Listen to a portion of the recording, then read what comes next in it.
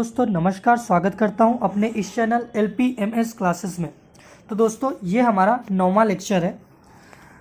अभी तक आपने 8 लेक्चर नहीं देखा है IPC के, भारतीय दंड संहिता के 1860 के, तो आप मेरे इस वीडियो के डिस्क्रिप्शन बॉक्स में जाके देख सकते हैं, या आप हमारे प्लेलिस्ट में जाकर और भारतीय दंड संहिता 1860 के नाम से एक प्लेलिस्ट बनाया हुआ है, उसमें आपको सारे लेक्चर प्रोवाइड कराया हुआ है, आपको वहाँ से मिल जाएंगे। ठीक है दोस्तों, तो आज जो हम करने वाले हैं अपराध की प्रकृति और परिभाषा के बारे में, nature and definition of crime क्या होता है। तो पहले हम देखते हैं अपराध की प्रकृति क्या होती है। दोस्तों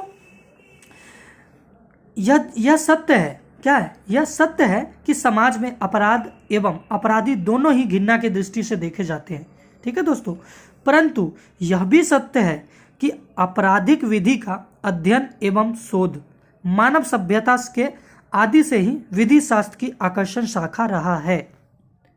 आपराधिक विधि वास्तव में उतनी ही पुरानी है दोस्तों जितनी कि सभ्यता, ये जो हमारी सभ्यता है, मानव सभ्यता, उतनी पुरानी है। जब कहीं और जहां कहीं भी लोगों ने अपने को संगठित किया, ठीक है, वहां पर संगठन के सदस्य के आपसी संबंधों को विनियमित करने हेतु कुछ नियमों की आवश्यकता महसूस की गई, और जहां कहीं सामाजिक नियम थे उनका क्या हुआ, अतिक्रमण अवश्यभावी था, मतलब अस्वाभाविक था। यहीं पर सामाजिक नियमों को भंग करने वाली प्रवृत्तियों को रोकने के लिए कुछ रास्ते एवं उपाय की आवश्यकता महसूस होती है। प्रत्येक संगठित समाज में कुछ ऐसे कार्य होते हैं जिन्हें लोग दंड के भय से नहीं करते। ठीक है दोस्तों, तो यही सबको देखते हुए IPC को लाया गया। ठीक है, अभी आज बढ़ते हुए दोस्तों अपराधों का मूल कारण राज्य की मूल अधिकारों का संरक्षण करने की अक्षमता माना जाने लगा है। दूसरी तरफ अपराधी को अभियोजित एवं दंडित किया जाना सामाजिक आवश्यकता माना जा रहा है। यह उचित नहीं है कि अपराधी दंड से बच निकले। ठीक है, ये ट्रेंस मारिस के अनुसार, एक ट्रेंस मारिस है, उन्होंने कहा है कि अपराध वह है जिस कार्य को समाज आपराधिक विधि के अतिक्रमण के रूप में स्थापित कर अपराध कहे। ठीक है, विधि के बिना अपराध कदापि नहीं हो सकता, यद्यपि रोष हो सकता है जिसकी परिणति विधि के अधिनियमित में होती है। कहते हैं देखिए, अपराध वही होगा जो आप लिखें। ठीक है, अपराध वही होगा जो कानून में लिखा जाए। देखिए दोस्तों, अपराध के स्वरूप तथा उनकी अवधारणा को समझने के लिए सर्वप्रथम यह जानना आवश्यक है कि विधि क्या है, क्योंकि अपराध एक विधि का इतना घनिष्ठ संबंध है कि बिना एक को जाने दूसरे को नहीं समझा जा सकता। राजनीतिक दृष्टि से श्रेष्ठ अथवा संप्रभुता संपन्न व्यक्ति द्वारा अपने अधीनस्थ व्यक्तियों के लिए बनाए गए नियम या समूह विधि कहलाता है। ठीक है दोस्तों, विधि एक व्यादेश जिसे कहते हैं कमांड।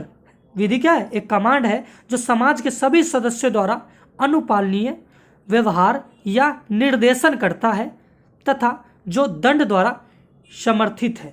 ठीक है दोस्तों, अब ये जो विधि है, ये क्या होता है, विधि राजनीतिक प्रक्रिया द्वारा निर्धारित होती है। यह लोगों द्वारा मान्य न्यूनतम मानकों, मिनिमम स्टैंडर्ड्स के अनुरूप होती है। विधियों का केवल प्रवर्तन ही नहीं अपितु व्यवहार की आधारित रूप में परिभाषा भी राजनीतिक प्रक्रिया का एक भाग है। अपराधियों द्वारा विधि का अस्वीकार किया जाना एक प्रकार का सामाजिक विरोध है जिसका उन्हें मात्र धुंधला ज्ञान हो सकता है। ठीक है दोस्तों, अब देखिए, विधि की परिभाषा के अनुसार विधि की अवज्ञा को अपराध कहा जाता है। ये जो विधि की परिभाषा है, लॉ की जो परिभाषा है, इसके अनुसार ये बताया गया है कि भाई विधि की अवहेलना अगर आपने किया, कानून की अवहेलना अगर किया तो यह अपराध माना जाएगा, परंतु लॉ की प्रत्येक अवज्ञा अपराध नहीं है। लॉ की प्रत्येक जो अवहेलना है वो अपराध नहीं है, क्योंकि संविदा विधि का मतलब कॉन्ट्रैक्ट एक्ट, पारिवारिक विधि क्या, सिविल लॉ है ना, जिसे कहते हैं हम दोस्तों सिविल लॉ, हमने अभी पढ़ा था ना, नागरिक विधि है ना, तथा व्यवहारिक विधि का उल्लंघन तब तक अपराध नहीं हो सकता जब तक कि ऐसे उल्लंघन किसी विधि द्वारा अपराध न घोषित कर दिया गया हो। एक साधारण व्यक्ति के लिए अपराध वह कार्य है जिसे समाज के लोग घोर निंदा के योग्य समझते हैं। ठीक है, अपराध विधि द्वारा निषिद्ध भी है तथा समाज की नैतिक मान्यताओं के विरुद्ध भी है, जैसे हत्या, लूट, चोरी, जालसाजी तथा छल इत्यादि ऐसे कार्य जिन्हें सभ्य समाज के लोग स्वीकार नहीं करते हैं, अतः वे अपराध हैं। ठीक है, किसी कार्य को अपराध होने के लिए आवश्यक है कि वह विधि के उल्लंघन के रूप में किया गया हो तथा समाज की नैतिक मान्यताओं के विरुद्ध हो। ठीक है, परंतु हम जानते हैं दोस्तों कि आचार जो ये मोरल है संक्षेप रिलेटिव होते हैं, जबकि नैतिकता ये जो मोरालिटी है परिवर्तनशील अवधारणा है। ठीक है, क्योंकि यह जो लोकमत में परिवर्तन होने के साथ साथ ही बदलती रहती है। ठीक है, लोकमत स्वयं भी समय समय पर बदलती समाज की आवश्यकताओं पर निर्भर करता है। अब नैतिक मूल्य एक देश से दूसरे देश, एक ही देश के अलग अलग स्थानों तथा समय समय पर भिन्न भिन्न होते हैं। हर समय अनेक प्रकार की प्रथाएं चलती है। ठीक है दोस्तों, इस बात को स्पष्ट है कि एक कार्य विभिन्न देश में अपराध नहीं हो घोषित किया जा सकता। उदाहरण के लिए जारता, एडल्ट्री जो है दोस्तों, इंग्लैंड में कब के उसको असंवैधानिक घोषित किया गया था, मगर इंडिया में अब खत्म किया गया। सती प्रथा, ठीक है दोस्तों, बहुविवाह इत्यादि को भारतीय दंड संहिता के अंतर्गत अपराध माना गया है, जबकि यूरोप के कुछ भूभागों में इन्हें अपराध नहीं मानते। कुछ शताब्दी पूर्व सती होना भारत में एक पुण्य माना जाता था, आपने सुना होगा दोस्तों, परंतु अब भारतीय दंड संहिता के अंतर्गत इसे अपराध माना जाता है। हिंदू विवाह अधिनियम 1955, आपने हिंदू मैरिज एक्ट पढ़ा होगा दोस्तों, के अंतर्गत बहुविवाह जिसे द्विविवाह या बाइगेमी कहते हैं, है ना, हिंदुओं के लिए निषिद्ध कर दिया गया है कि अगर आपकी बीवी एक है तो आप दूसरी शादी नहीं कर सकते।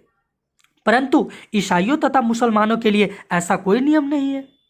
ईसाइयों पर संभवतः इनकी व्यक्तिगत विधि द्वारा बहुविवाह पर प्रतिबंध लगा दिया गया है, पर मुसलमान आज भी एक समय में 4 पत्नियां रख सकता है। अतः अपराध के तत्व के परिवर्तनशील होने के कारण उनको पूर्ण रूप से परिभाषित करने के सारे प्रयास विफल हो चुके हैं।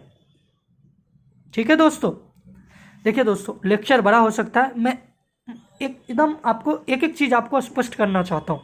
आप सुनने की प्रयत्न करें, एक बार सुने, 2 बार सुने, या आप कॉपी पेन लेकर तो बैठे ही बैठे। मैं हर बार आपसे रिक्वेस्ट करता हूँ, क्योंकि हम सब चीज़ को प्रोवाइड नहीं करा रहे आपको स्क्रीन पे, तो इसलिए आप कॉपी पेन लेकर बैठे और लिखें। ठीक है दोस्तों, अब जैसे देखो रसेल जी ने एक बात कही है, उनको देखो रसेल जी ने क्या कहा है अपराध को परिभाषा के लिए।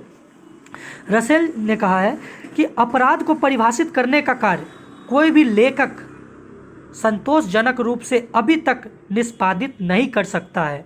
वास्तव में आपराधिक कृत्य मुख्यतः आपराधिक नीति की उपज है, जिसे समय समय पर समाज का शक्तिशाली या अपनी सुरक्षा तथा अपने हित की रक्षा करने में समर्थ वर्ग राज्य शक्ति द्वारा उन कार्यों को दबाकर स्वीकार करता है जिसे वह अपनी स्थिति के लिए खतरनाक समझता है। अतः अपराध को ऐसी परिभाषा निरूपित करना बहुत कठिन है जो कि सभी देश में सदैव सत्य प्रतीत हो। अपराध पाप की तरह स्थिर नहीं है दोस्तों। ये जो अपराध है ना, ये जो पाप समझते हो, पुण्य समझते हो, इसकी तरह स्थिर नहीं है। ये समय के अनुसार बदलता रहता है दोस्तों।